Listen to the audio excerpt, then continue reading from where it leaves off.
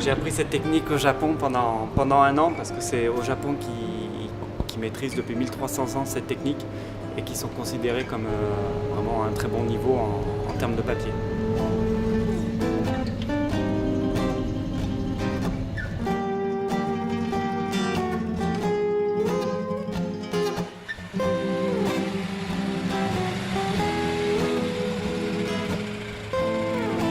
La technique japonaise se dit en japonais nagashizuki.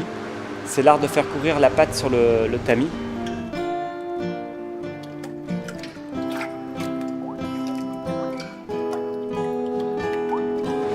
Et les maîtres chez qui je me suis formé au Japon sont reconnus patrimoine immatériel de l'UNESCO pour leur savoir-faire et le type de papier qu'ils produisent.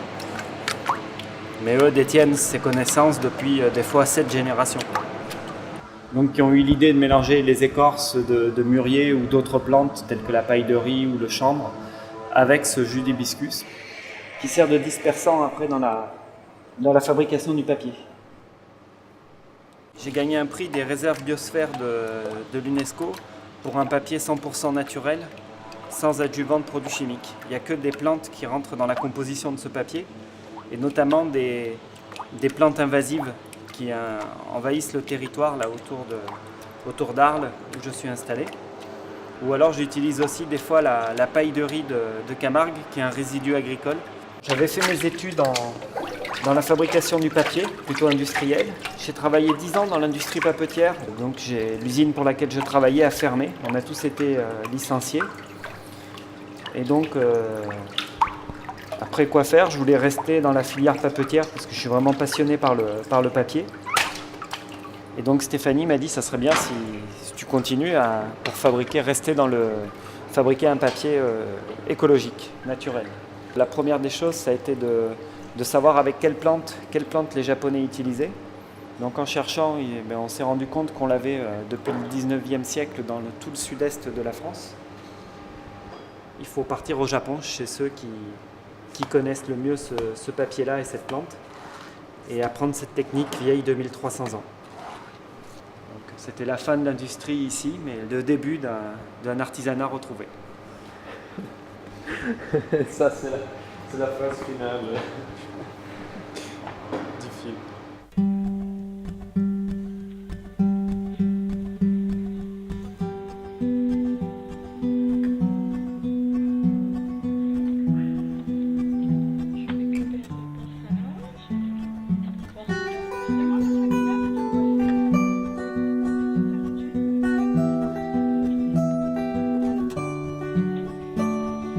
Traditionnellement, en Europe, le papier japon est connu pour la conservation des livres et des peintures. C'est le seul papier qu'on utilise à travers le monde pour ça.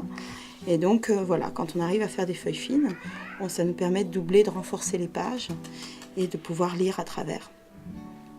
Voilà. Et là, j'avais vu un papillon décédé sur la route et donc je l'ai pris pour... mais je ne l'ai pas tué, hein. Je l'ai juste récupéré sur la route. Il y a d'abord le doigté du papetier, donc c'est lui qui va rajouter de la matière, qui va savoir comment il a travaillé ces différentes matières qu'il va rajouter. Donc ça c'est le battage, c'est le temps de la façon de la battre et puis le battage, les séchages aussi, les supports sur lesquels on fait sécher. Tout ça va avoir l'influence sur le papier et le terroir aussi, les différents papiers. Alors là c'est les différences entre les pays du monde, mais ça on en parlera tout à l'heure. Donc là, c'est fait avec la paille de riz de Camargue, avec la technique japonaise nagashizuki. Là, c'est des incrustations, donc incrustation de ginkgo biloba séché. Donc, on peut faire des effets avec le papier, comme là, on a recréé l'effet de la neige. Donc, on incruste l'image en washi entre deux feuilles.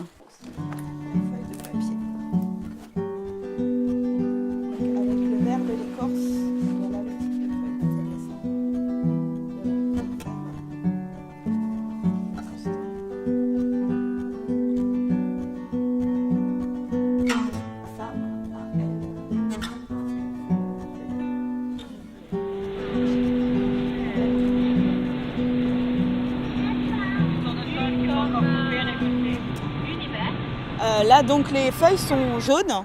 Donc là, c'est l'annonce, on est en automne. C'est l'annonce que la sève commence à descendre dans les pieds de l'arbre. Donc on va pouvoir venir couper dès que l'instant que toutes les feuilles vont être tombées. On attend les premières gelées. C'est le signe pour nous qu'on va pouvoir couper à ce moment-là. Le papier Japon qu'on fait ici, en fait, c'est un papier qui correspond à un certain terroir. Donc, comme on dit, on fait du papier Japon made in France, quoi, fabriqué en France, qui correspond au terroir français. On connaît le même climat que les Japonais, hiver doux, été chaud, ce qui fait qu'on a un papier Japon quand même de qualité.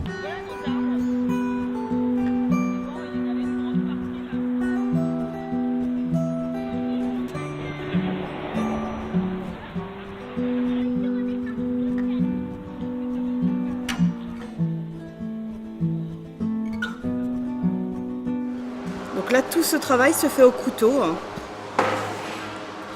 parce qu'on veut garder la fibre dans sa longueur. Donc surtout ne pas couper la fibre pour avoir un papier fort et résistant. Là, c'est des couteaux japonais directement achetés chez le fabricant direct. Voilà.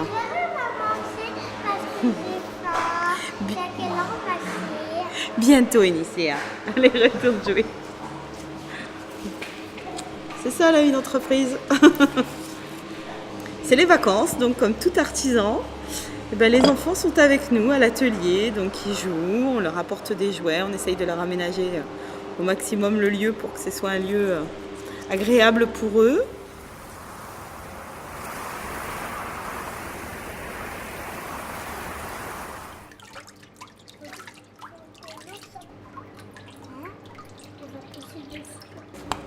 On n'a pas le droit de toucher. Non. On a le droit de toucher ça. Non. On va toucher du bambou. Tous, ah, lève tes mains. Papa, c'est du bambou. Oui, c'est du bambou. Maman, mais papa, pourquoi tu prends Oui, là, il y a de ça? l'eau. De quoi ça, le tissu? Oui. Ça, c'est pour éviter que les feuilles elles se collent entre elles, tu vois. Après, tu vois, je fabrique une feuille, je mets un tissu. Je fabrique une feuille, je mets un tissu. Comme ça, c'est plus facile après pour les Je peux mettre à essayer, sécher. papa, d'en faire une avec toi. Oui, maman, ici. Non, faut remettre là. Oui. Touche pas. C'est ça. Après, tout dépend de si c'est en hiver, si c'est en été. Mais bon, faut compter entre... Ça peut être une journée, comme ça peut durer 3-4 jours, ça dépend. Ça dépend s'il y a du vent, s'il y a du soleil. Après, voilà, je la laisse comme ça et après, c'est un petit peu plus tard, quand elle a commencé à sécher, je l'expose au soleil pour que ça finisse de bien la sécher et la blanchir aussi. Le soleil blanchit le papier. Je peux regarder dans la lumière si on voit un peu la transparence du papier. Donc à la fois c'est résistant parce que tu tires dessus, mais à la fois dans tes mains c'est doux.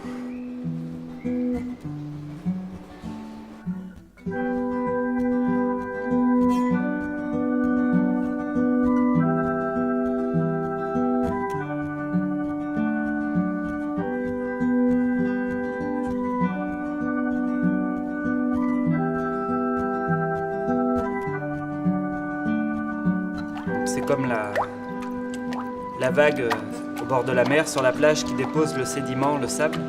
Là, c'est la même chose. C'est une vague qui dépose petit à petit la pâte pour fabriquer la feuille.